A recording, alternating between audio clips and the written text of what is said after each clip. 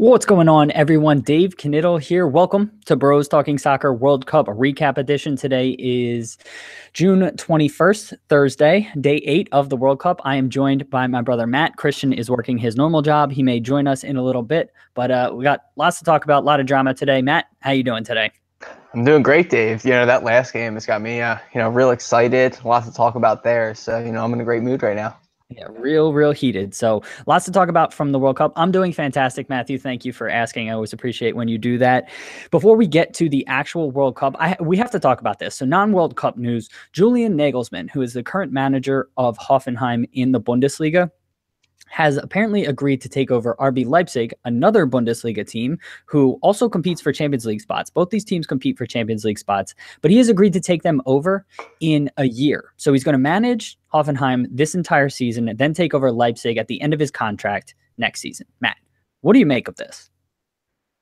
I think it's extremely strange. I know players do it, with 6 months left in their contract, but I think it's a little bit different with managers and like trying to get their team ready going forward. The manager has a little bit more responsibility with the team than, an individual player. Is there any way, a question for you, is there any way that like if he performs poorly, at Hoffenheim, that it messes up the contract at Leipzig? I have no idea. German teams are the only teams that I know of that seem to do things like this. We saw it this year with the Eintracht Frankfurt manager taking over Bayern Munich, or agreeing to take over Bayern Munich while there were still matches left in the season. And I believe it's happened in other instances. And so I don't know. I really don't know. I mean, I guess anything is possible before the contract becomes enforceable, right? Like, at this point, he's signed a pre-contract, right? Like, does that matter? I don't know. I don't know the answer to that question, to be perfectly honest with you, but it just creates a conflict of interest for me. I know technically he's under contract with Hoffenheim. I'm sure he's going to do well, or he's going to do his best with Hoffenheim, but it just creates this appearance of conflict of interest. So for me, I don't know. I just find the whole situation kind of odd. Anything else you wanted to add here? I completely agree with that. Especially with managers when, they're the ones that have to take most of, the fall for whatever happens going on in this season. And like the manager's leaving at the end of the season. It's hard to, like fault him or, put blames on him or, judge him properly, considering the fact that like he knows he's leaving at the end of the year. Agreed. And I even think it's weird when players do this, especially when they can sign pre-contracts for another team in the league. I get that they can sign pre-contracts with other teams outside of the league, but I think it creates an element of conflict of interest when it's in league. But again, players just can only control so much, whereas managers have a much bigger influence. And so I don't know how Hoffenheim's going to be able to attract players and retain them. And I don't know, it doesn't seem right to me, but I guess we'll be following it throughout. Now, before we get into the podcast and talking about the World Cup today, just wanted to quickly mention, if you're watching us live on YouTube, hello. Thank you for tuning in to watch us live on YouTube. Feel free to say hello, interact with us in the comment section as we talk about today's action. If you're listening to the podcast, thank you so much for listening to the podcast, but we also record this thing live on YouTube. We'll put it in the podcast show notes. Come hang out with us. We record about 15, 20 minutes after the last match of the day for the World Cup. Let's get to the action, Matt. Denmark versus Australia was the first match kicking off today. It finished 1-1. What was your take on the match? A lot of what I expected yesterday when I did like the preview. I was expecting a lot more from, like Eriksen, with the 8 goals out of 9 matches going into the tournament. I know he scored in the 7th minute. It was a great goal. But then after the 7th minute, and especially in the second half, he kind of disappeared. Denmark, I was really expecting to be better, especially you qualifying out of Europe. You expect those teams to, be somewhat dominant, especially over, maybe an Australia opponent. I thought Australia was very organized, but they didn't have, the technical quality at some points going forward. I thought, a draw out of that match was somewhat reasonable. Agreed. And I predicted before the match it would be a 0-0 draw. It was low scoring, but it ended up being 1-1. I thought on Denmark's goal. It was just fantastic play from specifically the forward. I think is Jurgensen is how you pronounce his name, the number 9 for Denmark. The ball was played in kind of, bouncing. And so he did well to control it, turn away from the pressure on defense and sort of flick it back behind his body into the open space for Eriksson to come in and just hit a half volley. So I just thought it was a fantastic goal. Yeah. I would like to say, I hate that Yusuf Poulsen, whatever. Yep. I hate that they are like contradicting how they call him. Like on the back of his jersey, it's Yusuf, but they call him Poulsen every time he gets the ball, and because of the penalty call, his goal. Well, he has 2 penalty calls against him. Agreed. And then the goal, and they just like don't call him Yusuf, which is on the back of his jersey. I just think that's so strange how players are going by something different than what the announcers are calling them. Honestly, didn't even notice that, to be honest with you. I didn't realize it said Yusuf on the back of him. I just thought it said Poulsen because that's all I've ever heard him being called. So that's a fantastic point of analysis. Good eye, Matt. Eagle eye over there. Oh, wow. Thank you, dude. No problem. I thought Australia was giving away possession a little bit too easily. They were doing well defensively, but then when they, specifically in the first half, when they would go to sort of break or move forward, I thought they were giving the ball away way too easily. Again, I thought Jurgensen played really well throughout the match.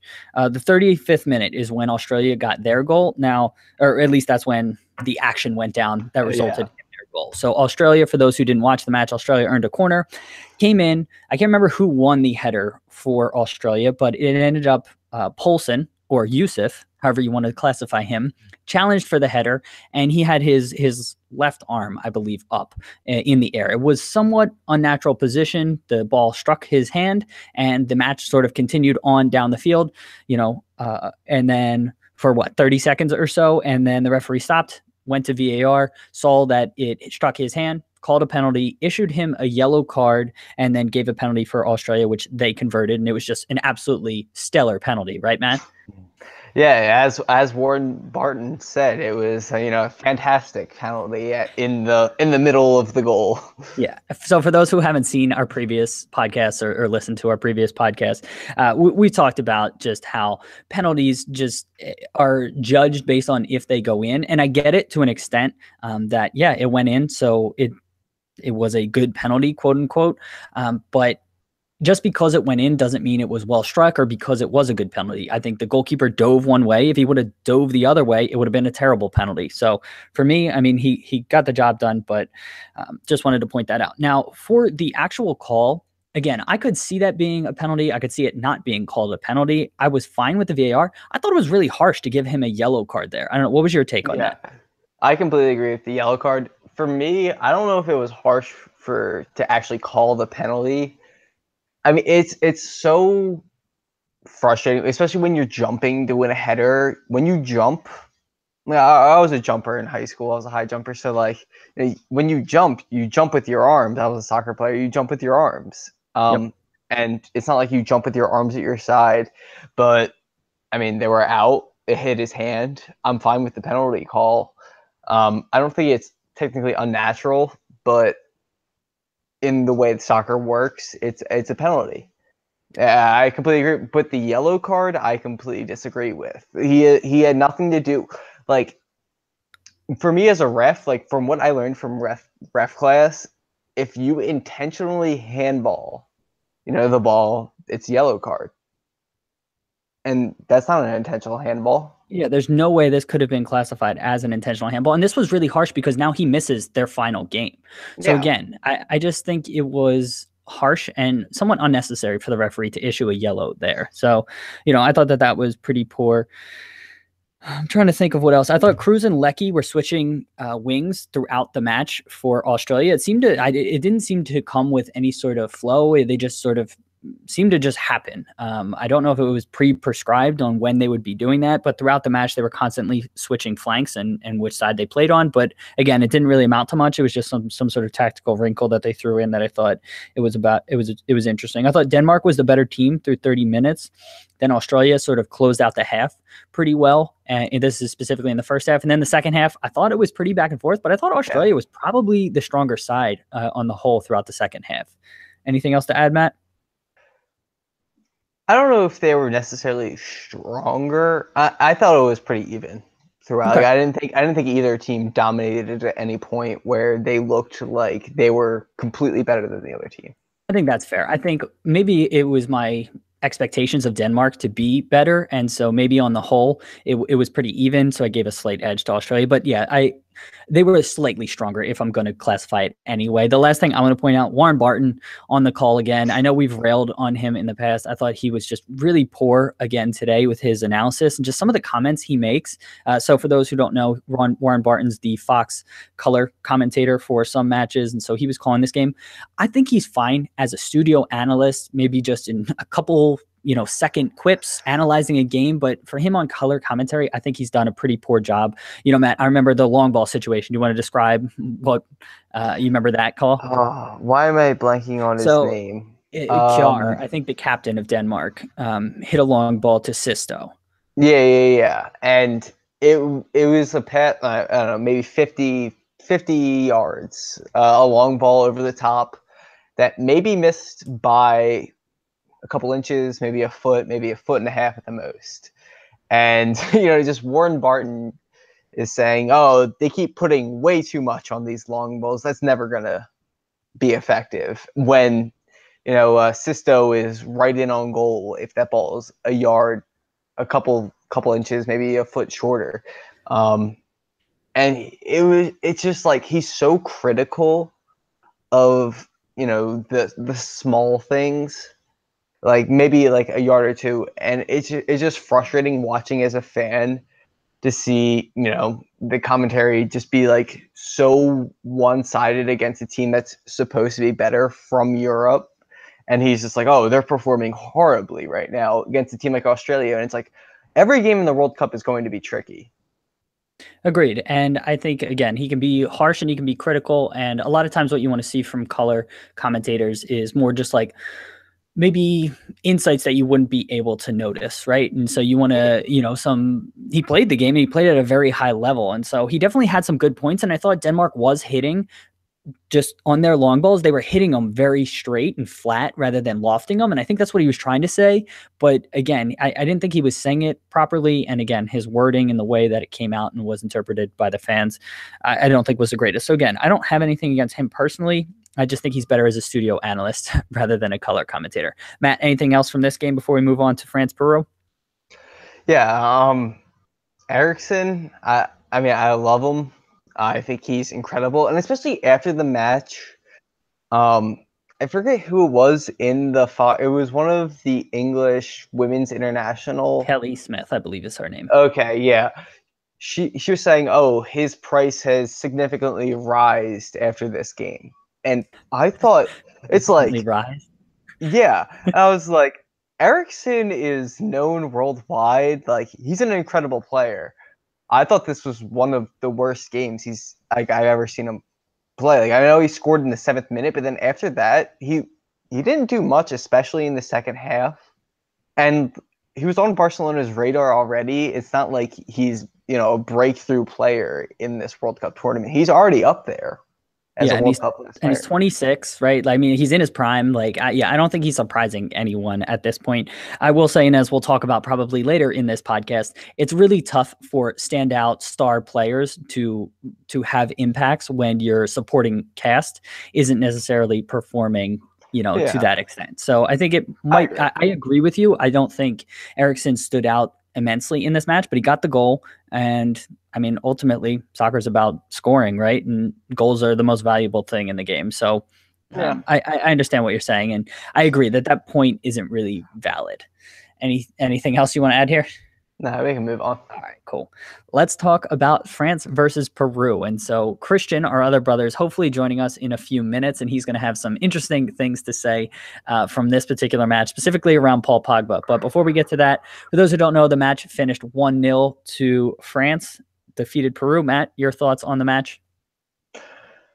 I thought France was the better team for most of the game. There were parts of the game where Peru, especially kind of towards the end of the game, I was extremely surprised with the way France were approaching the last 30 minutes or so.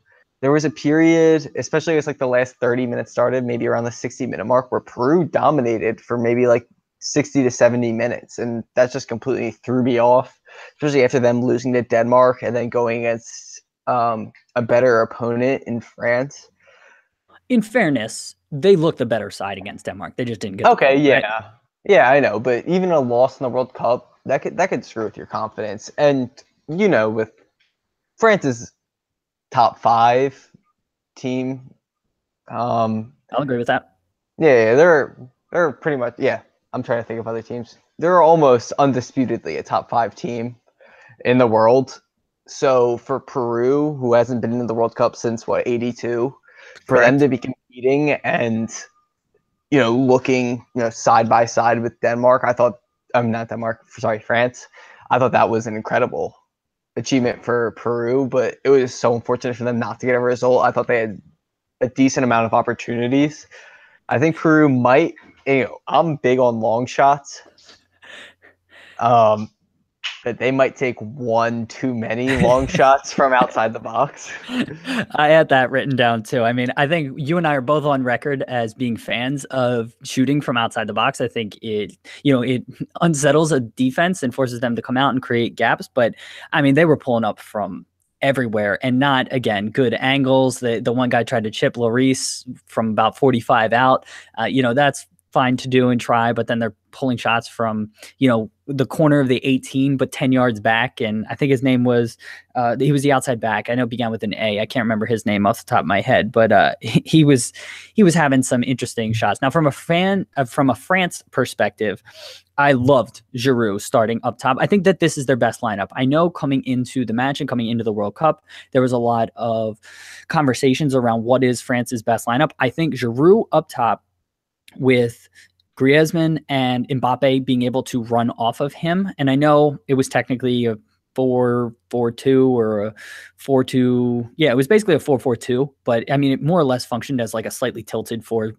Yeah, 4-4-1-1 Kind with the of. wingers I going mean, yeah, forward. exactly. It was heavily weighted to Mbappe's side when they went forward, and Griezmann sort of just floated underneath Giroud. But Giroud just gives you an option, an outlet up top where he can just body people off. He's so great in the air, and then his passing is so underrated. And so I just absolutely love his game, and I thought that that's what France was missing in their first match. And when Giroud came on in that match against Australia, that led to their goal, and they just look so much better with him in there. Anything else to add on that, Yeah, Matt? I agree. Especially in the first half. I know the second half, they had the goal. They were holding the lead. You can't really blame them. They won the game, but it's so frustrating to see France kind of, especially with Giroud, they were playing so well attackingly in the first half, and in the second half, Peru kind of, I would say Peru may have played better in the second half, and that just kind of threw me off guard. Giroud, especially with Giroud, I thought they were extremely dangerous, and that was in the first half of this game. They were more dangerous than they were in the first game, and in the second half, I thought they used him very well. With their attacking players going forward, they're extremely speedy players on the wings and Griezmann behind them, the creative players. I thought that was maybe their best lineup I've seen in the Agreed. first half, especially. Agreed. And, as we already sort of touched on, I thought when they were attacking, they tilted more towards Mbappe's side, which is obviously understandable. They played Blaise Matuidi, who is more or less a defensive center midfielder at left midfield. And so obviously moving forward, the attacks seemed to come down the right side with Pavard, who was the outside back, and Mbappe, and then flowing kind of through the middle. Matt, do you want to talk about Umtiti? I know you made a point when we were texting about him being a little soft for you. Yeah. I know he's great with the ball at his feet, and I don't know what exactly Deschamps is looking for with his style of play going forward from the back. I mean, he plays well at Barcelona, but for me as a center back, like the actual defending part, I feel like he's a little soft. He's a little less physical than a lot of the world class center backs we talk about nowadays. Um, I mean, he can play with the ball for a center back as well as anybody in the world. But I think in terms of his tackling and his closing out of, space between a forward, it's, not exactly there. All right. And we are joined by Christian. Hello, Christian. Happy to have Hello. you. I've been delaying this conversation as long as possible so we could get to the Pogba things when you joined. But let me finish up my point about Umtiti. Or You guys rather, still in the first game? no, we're on the second game. We're talking about France right now, but let Okay. me make a quick point and then we'll bring you in for your thoughts. I think Varane might be the best center back in the world. I think he's so underrated, and you just don't even really talk about him on Real Madrid or France because the other guys seem to be happening. Matt, do you agree? What's I said I do. I yeah, love I Varane. I mean, he's such a physical freak, and on top of that, he's so good technically with the ball.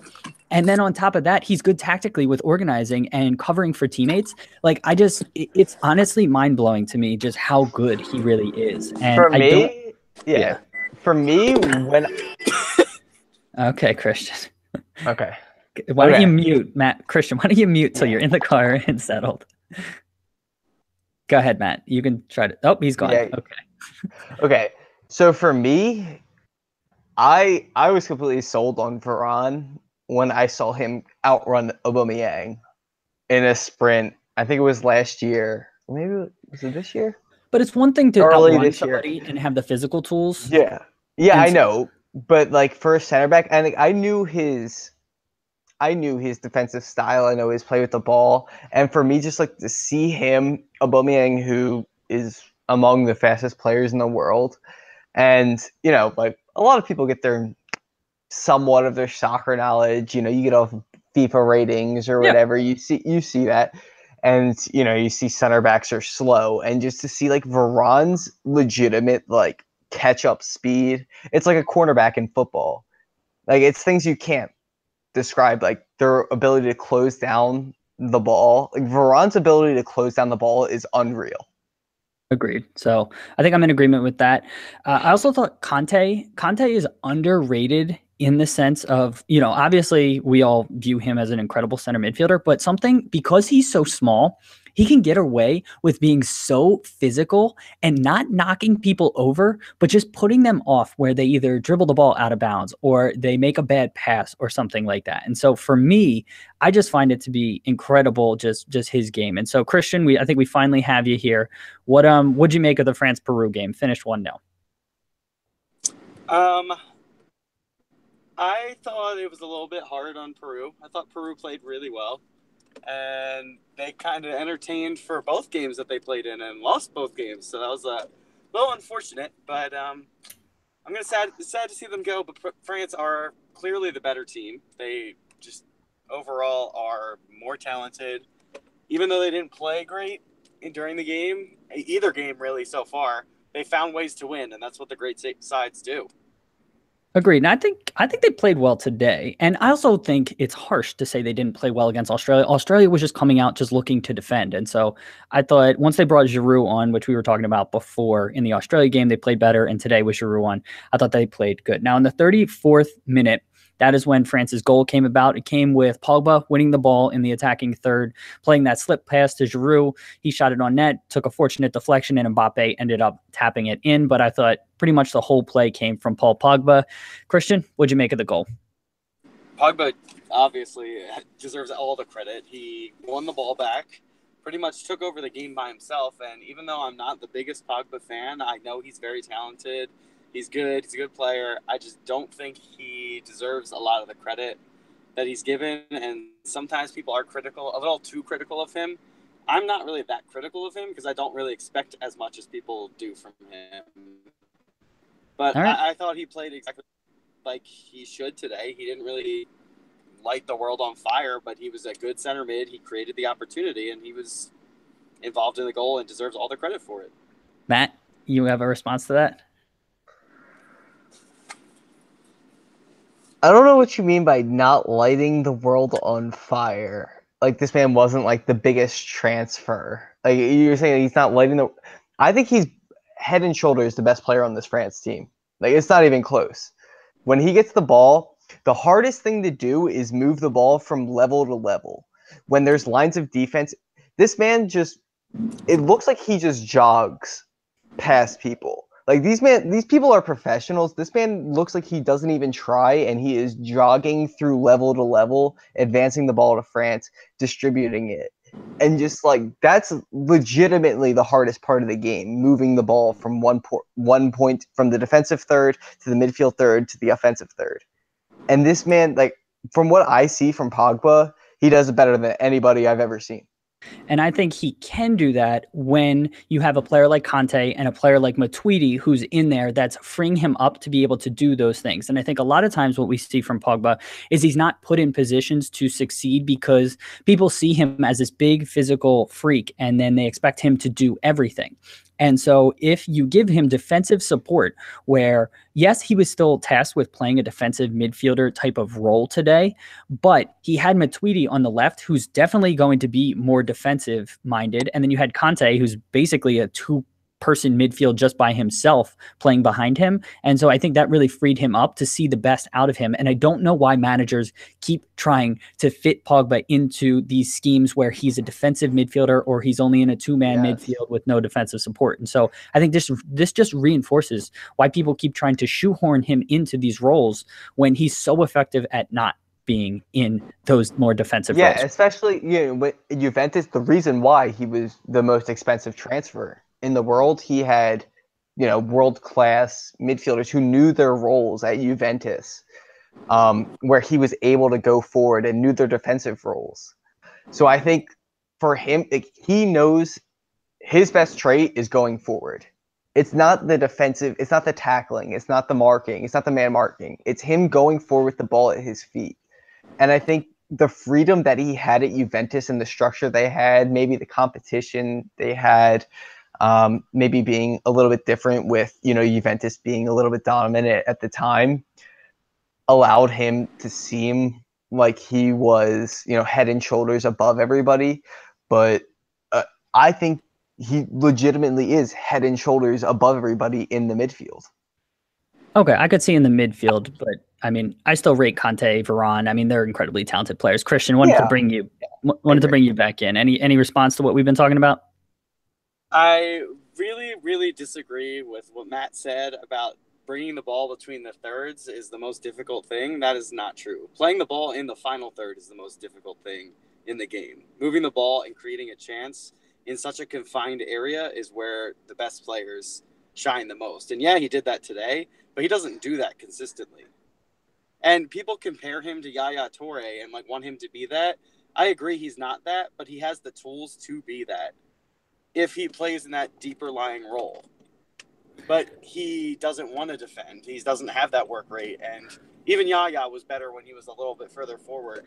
But as you get as quick, you aren't as fast, you aren't powerful, and you have to rely on your skill set and your size and whatever other type of physical tools that you can. But we see how effective he is when you don't try to make him a Yaya Toure. So why do we keep... I get that he has these physical tools. We talk about this with Josie Altidore on the U.S. men's national team, just get sidetracked a little bit. He has all of the tools to be a huge, amazing center forward.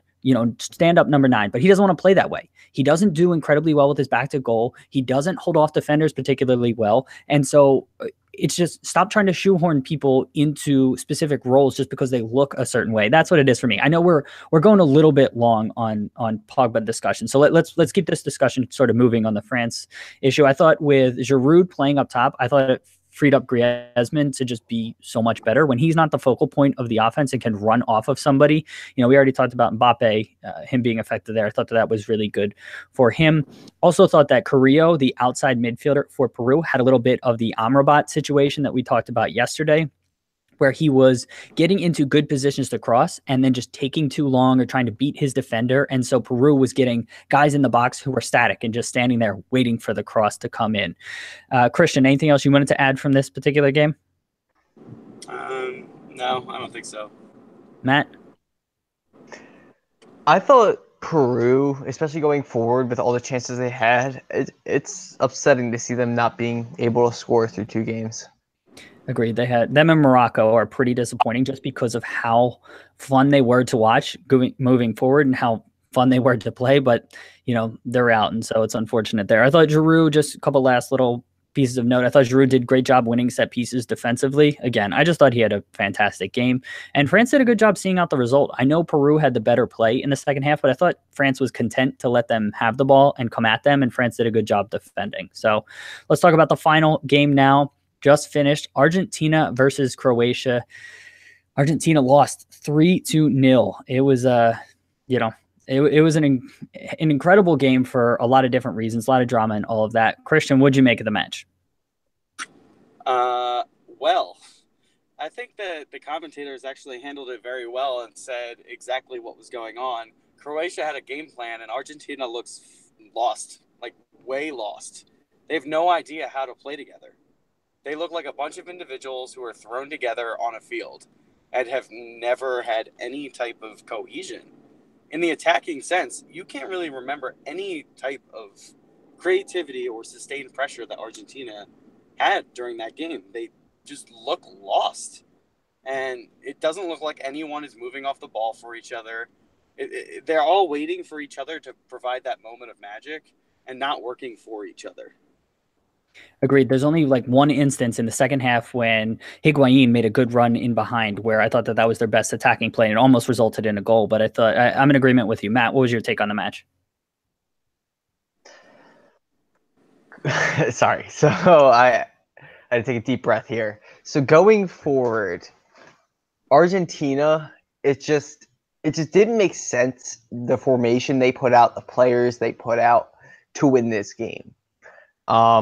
Completely changing the system from the first game to the second game with the formation, the players on the field was just extremely bold. I thought they played all right against Iceland. I thought Iceland played extremely well defensively, especially on Messi, guarding Messi and shut him down. I thought they could have been fine playing a similar formation here. And hopefully, I thought the formation they put out today just completely took away the space Messi could have had. He dropped in further to try and, I guess, work the midfield. He wasn't playing up top like maybe we would expect him to be. But I thought this just completely took away from any sort of effectiveness he could be. He was completely missing in the second half. First half, I thought he had a couple nice runs, a couple nice passes, but nothing that put people in too much danger. It seemed like Croatia wasn't even marking him. From what I saw, I know you disagree, but yeah. I thought Croatia was surrounded with 3 to 4 defenders at every moment in that game. You say that, but every person is surrounded by 3 or 4 defenders at this point. I honestly, from what I saw, especially at halftime, just like when they broke down the runs Messi made, nobody was watching him. Nobody was even close to watching him. And then, especially at halftime after that, when I watched in the second half, you couldn't even tell which player Messi was on the field.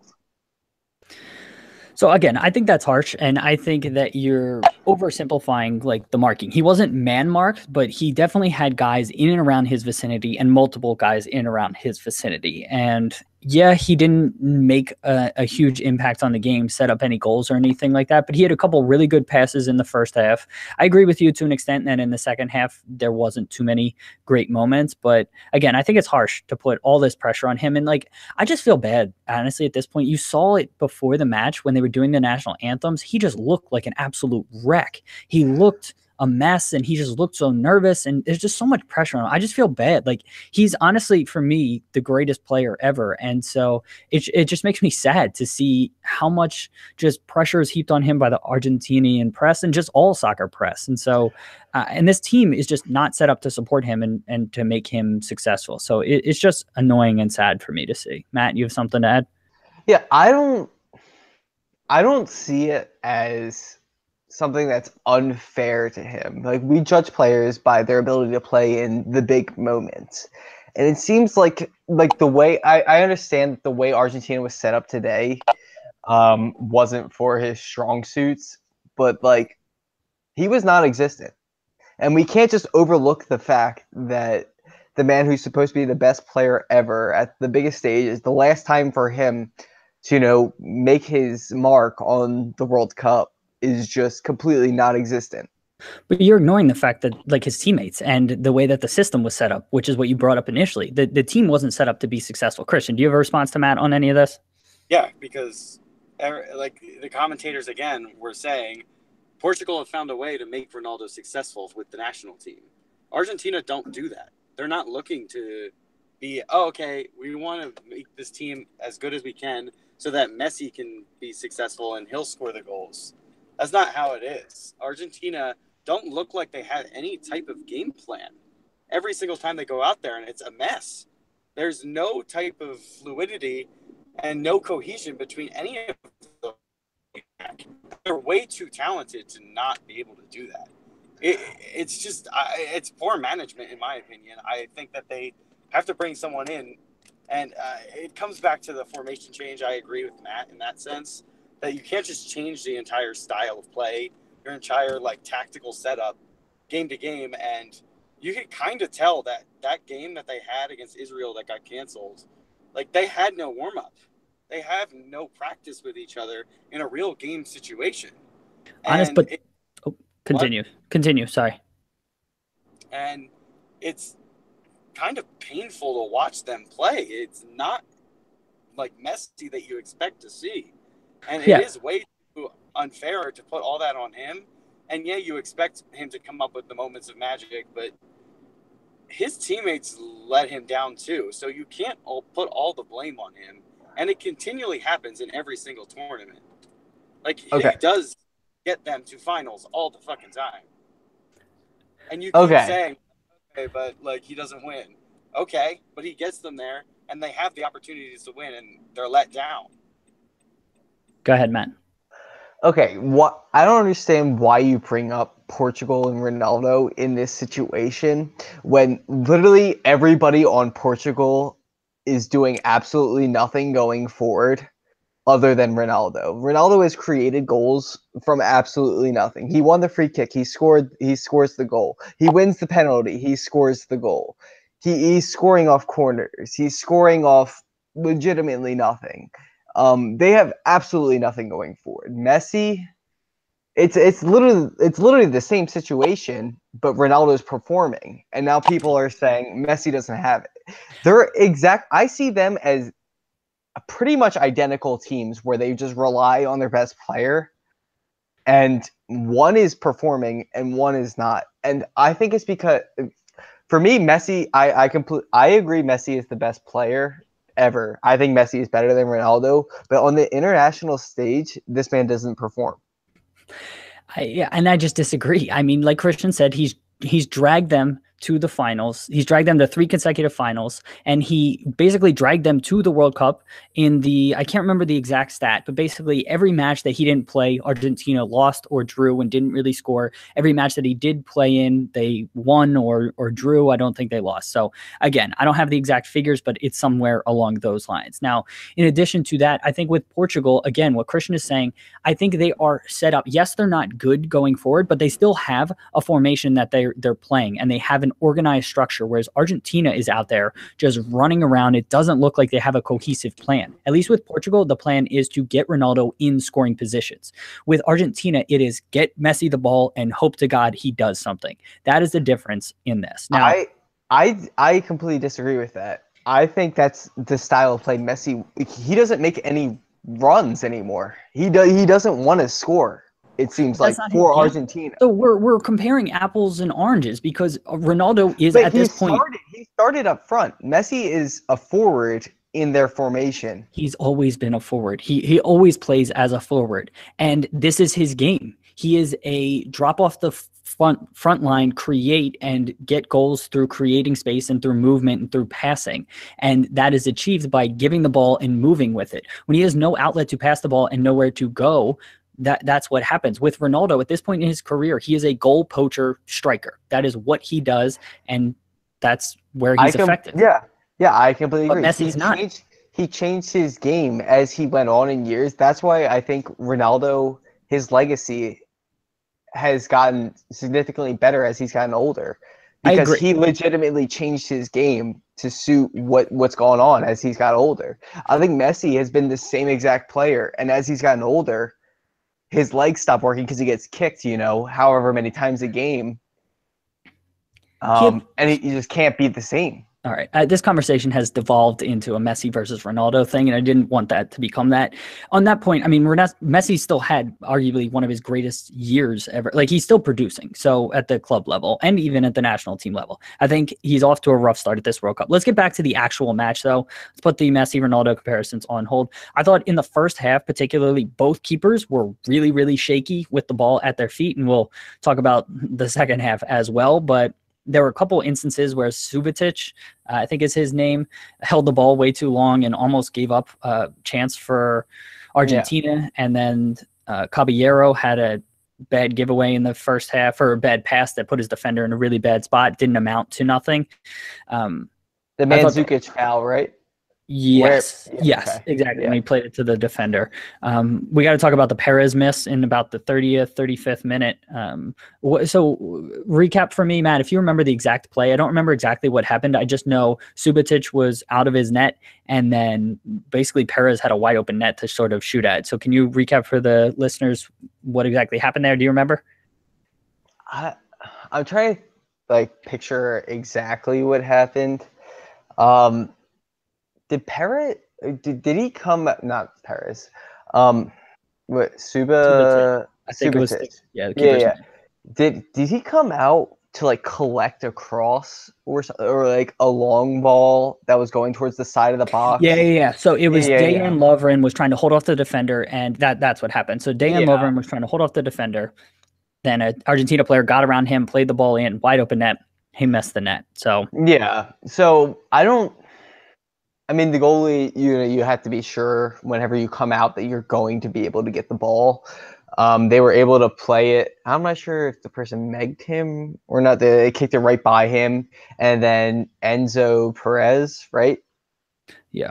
The goalkeeper's name is Subasic, by the way. Sorry. Enzo Perez was the one that replaced who got hurt right before the World Cup. We were talking about this. Yeah.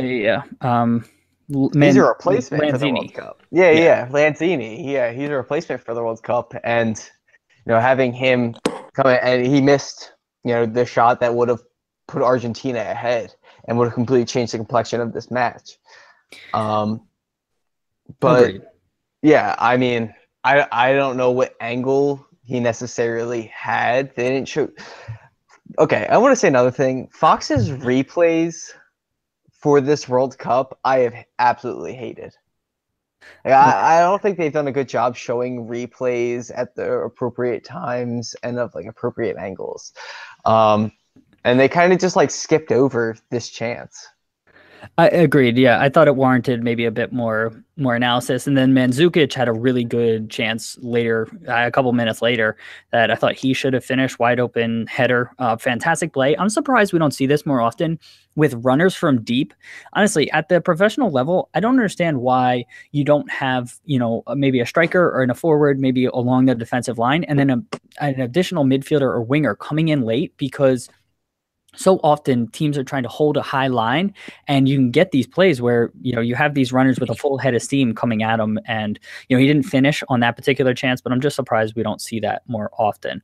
I thought Croatia came out with a very physical game plan and kind of kept that throughout the match. Rebic had a ton of fouls in the first half, and I think he definitely only picked up the one yellow card, but he had 4 or 5 fouls, I thought, just in the first half. Christian, wanted to come back to you. Any other thoughts? We haven't gone to you in a little bit. I know you're getting settled in. Yeah, I'm really glad that it phased out when it did, because I was just going to get angry at whatever Matt said there about Ronaldo and Messi. Yeah. So whatever. Okay. And then, with the chances that were missed, Enzo Perez, I don't understand. I was texting a lot of people about this. A lot of people were texting me.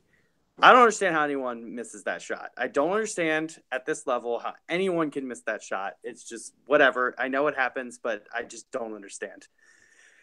So I know also Mandzukic missed that header, which is very rare for him. So that's also a weird one. And it's the World Cup of the games. What? There's a lot of pressure. It's the World Cup. I mean, none of us can relate to what they're going through, right? I mean, that's the reality of the situation. I understand, but Yeah, I mean, like and we when also it doesn't make any don't sense score. because when I'm playing soccer, like you just focus on the game that you're in. Like, why are they thinking about other things that are going on around them? Okay, none of us have played at a high level, so Obviously, I'm just but going to like, let that And fly. even the level we play it at, we don't score on every chance we get. but obviously we don't. But they're paid to do that. So are the defenders and the goalies. He Yeah, was but wide open. Like, no, I no, understand Christian's point to an yeah, extent, but it's also irrational to think that these people are robots and that they should perform every single time. You know, that's my thought. Yeah, okay. It's like Enzo Perez, yeah, you get the miss, but like everybody, and then everybody's gonna blame Enzo Perez for this game, as you know the Messi no, not. fans do. You know, Caballero is getting blamed he's 1,000%. yeah, exactly. The Messi fans already have a scapegoat here, but I can't name a single thing Messi did in this game. Dude, I don't know what your crusade is against Messi. He's not at fault for why We are talking Argentina about the lost this game. greatest. We're talking about like supposedly the greatest player of all time. Why are we not talking about Messi? You're saying Argentina Because this aren't is a great. team sport, all right? This drives Portugal suck, and they are Portugal are they? better than Argentina because of their tactics. It doesn't matter if their players are better. They're set up to be solid defensively and in the midfield and create through Ronaldo. That's how they set up. And Ronaldo seems like he's in acres of space every time he gets the ball, which I don't understand because like I feel like every good player is always marked very, very closely. And he always Because he runs and Messi doesn't. I think Ronaldo is very good at creative, quick runs. He doesn't run a ton either, but I think he's very good at finding space in the attacking positions at the most critical moments. I think that he is arguably the best in the world at that right now. Messi's game is different, and so again, we're comparing apples and oranges. Let's get back to the match now. We have to talk about the goal, obviously, for Croatia. 53rd minute. Back pass to Caballero. He tries to chip the attacking player running at him. Rebic ends up just popping it up directly to Rebic, who admittedly turns and hits a full volley over Caballero. Like that was a dirty finish on a really bad giveaway from Caballero, but I don't want it to be lost at how difficult and impressive that Rebic finish was off of that terrible giveaway. Christian, what'd you make of it? Yeah, that finish is absolutely insane. That was honestly amazing that he was able to take that volley like that. But there is no reason in the fucking world that chance should have ever even happened. I don't understand. Like, I really didn't rate Caballero as low as Matt did going into this tournament, but Matt was correct. And so good job, Matt. But we can love each other. He's bad. Like, he's honestly awful. And he should stop playing soccer. All right. I think that's ridiculous. Yeah. It's like, okay, he's not a starting, like what I think I tweeted this, but like he's not a starting keeper for a team whose goal is the World Cup, like the World Cup title. I thought he was a solid professional backup keeper for a high level team. I thought, him at Chelsea, I think he's fine. Him at Man City, I thought he was fine as the backup keeper. He makes a decent bit of money, but, he's only there for worst case scenario. But we're talking about, like, realistically, that's what he's there for. And the fact that Argentina, who's supposed to be this world power, has him as their starter is just baffling to me. And, like, because I've watched him a decent bit of times, especially with the whole Bravo situation last year where Caballero was getting a lot of starts. It was just like neither of these guys, like, what the hell are we doing? Agreed. And so I think obviously he made a terrible mistake. And for me, I think it was terrible of the Argentina fans to start whistling at him. Who is that helping? He knows he fucked up. He knows that he made a mistake. And for them to whistle at him in that moment, like, it's not going to help him do better. All it's going to do is shake his confidence and his mindset even more. And so for me, I thought that was just bad. So I didn't like to particularly see that. Then as the game went on, I thought Argentina just proceeded to just bring on wingers with no wingers and playmakers. I know they swapped out Higuain and Aguero, which was a straight sub, but then they just started bringing on wingers. And what ended up happening is they had guys trying to beat players out wide and just swing in crosses for Higuain because everybody was a winger. Nobody wanted to crash into the box. And so, again, I thought it was poor tactics from the manager on that. Christian, did you see anything as the match wore on? Yeah, I thought Dybala was actually the best player to come onto the field. I thought he was actually beating players and creating a little bit, but still, even the times he did like get a little bit of space and swung the ball in, it was Higuain by himself in the box every single time. And the ball never got to him because what are the chances that's going to work? Like it's easy for defenders to just marshal somebody when you only have one person to worry about. So it's very difficult. And I agree with you that they only brought on wingers, but who else are they going to bring on in that situation if you look at their bench? They have very little that you can bring on in an attacking sense. Icardi. Yeah, Icardi's not there. I know. I mean, they still had Di Maria, Dybala, and Higuain coming off the bench. What I'm saying is they should have swapped in. They should have had Aguero and Higuain. If their plan was to go with swinging crosses in. Take Higuain off after you go down 1-0 immediately? Are you kidding me? Aguero. Well, yeah, I thought I said the wrong name, and then I couldn't remember. Yeah, I was shocked at that too. I thought they both should have been on, especially if they were going to go with just throwing wingers on to cross the ball into the box, because that seemed to be their only realistic attacking option. Yeah, I don't know why Di Maria didn't come in either. That was a weird decision. Matt, thoughts? I didn't think Di Maria had a great first game, but I don't think he's necessarily been the same player the last couple of years.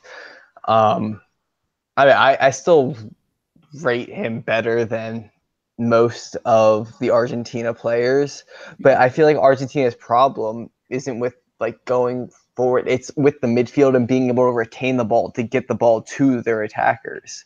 And that's where I think it went wrong today. The Croatia's midfield is head and shoulders better than Argentina's. I'd agree with that. All right, we're running long here, so let's do some quick hitters here. So I didn't think the ref had a particularly great performance. I know that the Fox broadcasting crew absolutely ripped him apart. I think he definitely could have been better, but I didn't think he was quite as bad as they were making it out to be. He had a weird play. What calls were too controversial? Well, Otamendi should have been sent off for sure. Well, yeah, let's talk about that. But also in the first half, it was just very physical again from Croatia, and I thought maybe like Rebic should have gotten a card earlier, or maybe some other fouls, maybe should have warranted a yellow. But for me, again, I didn't think it was too crazy. Wanted to quickly mention Modric. That was an amazing goal, individual play. I thought he was fantastic for Croatia out there, probably their best player. He just controls matches, like just with his passing. The shot that he fired in the 80th minute was absolutely fantastic. Then the 85th minute, let's talk about the Otamendi kick out. Again, let's try to be quick here. So for those who didn't see, it was Rakitic who was fouled.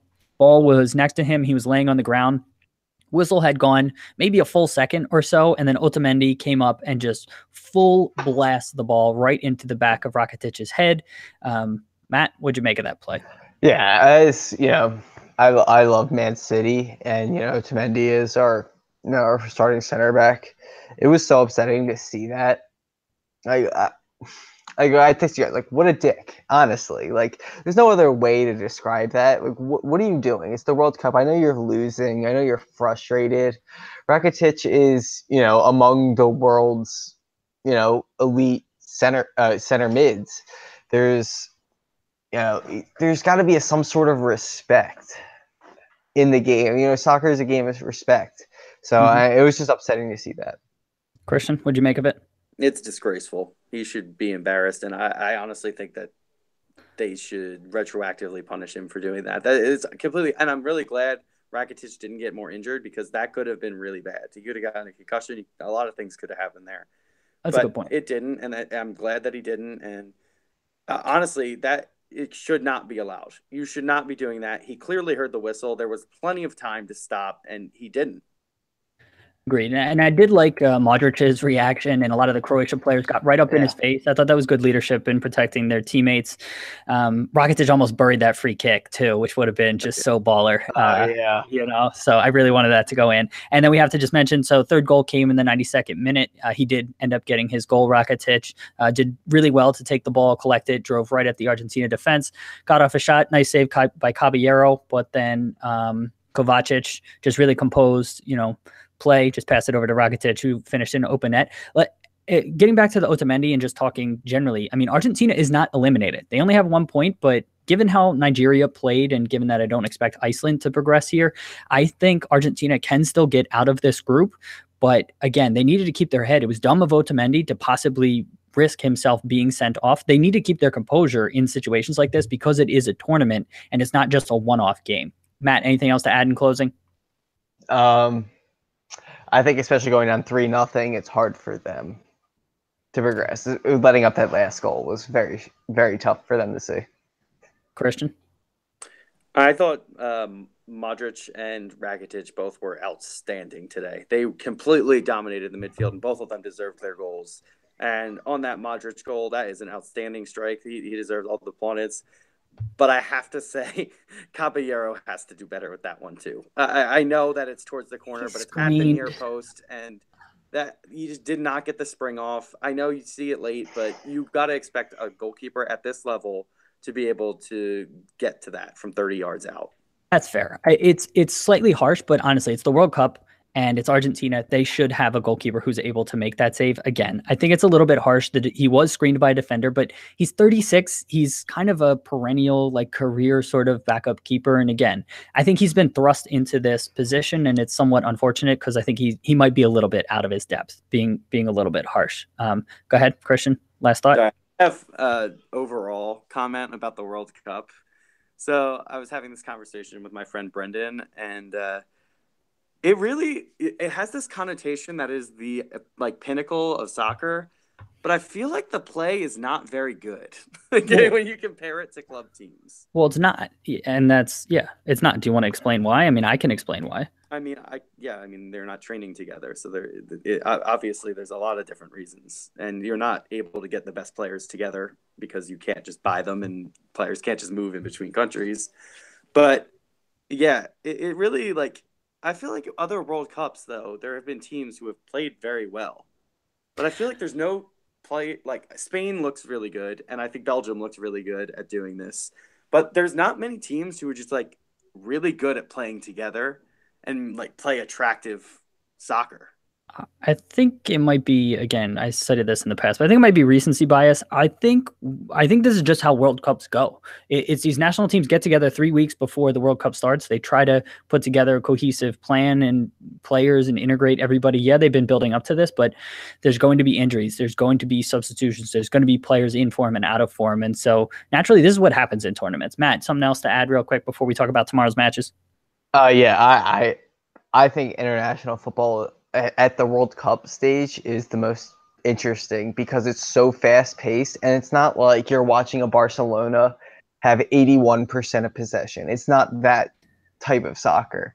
It's so even then, it's so extremely fast paced, and your touches, your decisions have to be so sharp because everybody is coming in so aggressively. Everyone has to move so fast paced. And especially because you only have 3 weeks to prepare with these guys, it's so interesting. I agree with that. And also I just think that there's, getting to Christian's point, it's not the highest quality, which actually makes it slightly more interesting just because people aren't perfect. And so when you're not perfect, touches happen, and then, people are out of position. It just creates more opportunities. And I think it favors slightly more attacking, more interesting play. So let's talk about tomorrow's matches though. First up, Brazil versus Costa Rica, then Nigeria versus Iceland, and finally Serbia versus Switzerland. Christian, your thoughts on those three? Do you want to go in order? Sure, yeah. Brazil, Costa Rica is that first game. Correct. That's going to be an ugly one, guys. I think Brazil are going to walk through that one probably 3-0. I just feel like they're going to be just on top of Costa Rica the whole time. Even though Costa Rica surprised me a little bit with how well they played in that first game, I think they're going to just get wiped in this second one. The second game, which one was that? Nigeria, Iceland. Nigeria, Iceland. As a person who wants to see Messi in the knockout stages, I hope that this is a draw or a Nigeria win. And I think it will probably be a draw. That's just my prediction. That's what I see coming. But I don't really see either of these teams being good enough to beat the other one right now. I think anyone could beat anyone, but it's very even in this match. So it'll be interesting to see tactically how they set up. And especially because Iceland comes into games that they're underdogs most of the time. So, and this game, they're more even. And the last game was which one? Serbia, Switzerland. Serbia, Switzerland is a very, very intriguing game. I am very excited about that. I think both teams have a lot of quality and players who play on top clubs in Europe. So it'll be interesting to see how those two collide. I want to say that I think Switzerland is going to get through this one. They seem to be that team that everyone always forgets about, but they're always ranked pretty highly. They have a lot of quality, and I think that they're going to see this one through in a really tight, maybe 1-0 match. All right, good thoughts. Matt, your thoughts on tomorrow's matches? Yeah, so first game, Brazil, Costa Rica. Yeah, so I think Brazil's going to win by multiple goals.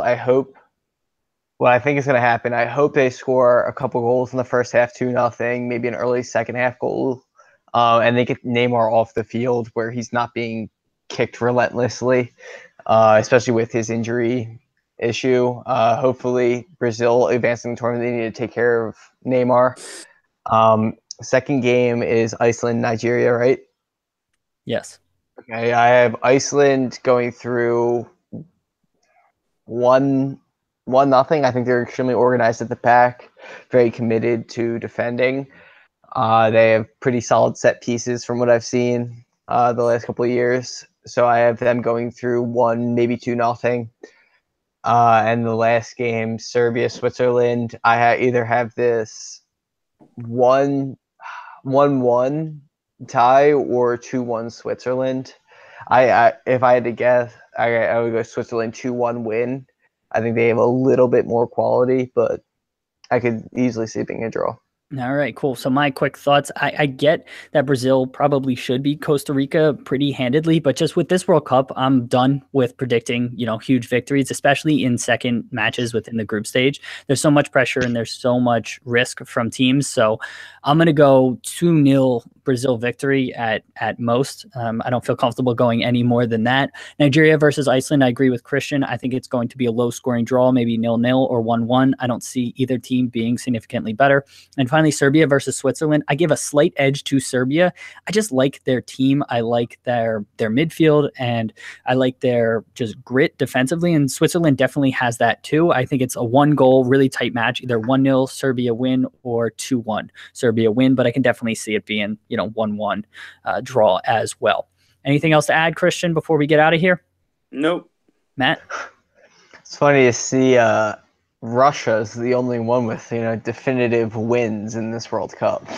As we all predicted, right? Yeah. Yes, as we all saw that one coming. Matt, love it when you're drunk. You got to be drunk more on this podcast. You're much more talkative and combative, so love that. Listeners and viewers, please go check out the Soccer Tavern YouTube channel. I am making videos about the history, culture, and philosophy of the beautiful game over there. So World Cup fans, we have videos about the national team histories of all 32 teams at the World Cup. So go check that out and, enjoy. You can learn a little something and let me know your thoughts there. Additionally, for anyone watching on YouTube, thanks so much for tuning in and watching, but we have this thing in audio form. Go to brostalkingsoccerpodcast.com. You can subscribe and listen to our actual podcast. We add a little production value in there, and it's not just the raw footage. If you're listening to the podcast, thank you so much for listening to the podcast, but we also record this thing live on YouTube. You can see our pretty faces, interact with us as we go about this, and, see the raw footage. Christian, anything else you would like to add before we get out of here? Yeah, Matt, it's 5 o'clock on a Thursday. What's going on? College life, man. Yeah. Yeah. Don't act like you haven't been there. Nope, never. Yeah, never. You're a saint. Listeners, if you want to get in contact with us, our Twitter's at BT Soccer Pod. We've been live tweeting the games. Go interact with us on there. Give us your predictions and all of that. Also, we have an email, bros.talking.soccer@gmail.com. If that's more your preferred method of communication, we would love to hear from you. And finally, go check out our website, brostalkingsoccerpodcast.com, where you can learn about us, check out past episodes, and so much more. Christian, thanks so much for tuning in. We appreciate you being here. Matt, thank you for tuning in. Listeners, thank you for being here. Viewers on YouTube, thank you. Just thanks everyone. I know I'm droning on, but thank you so much, and we will talk to you tomorrow. See you, everybody.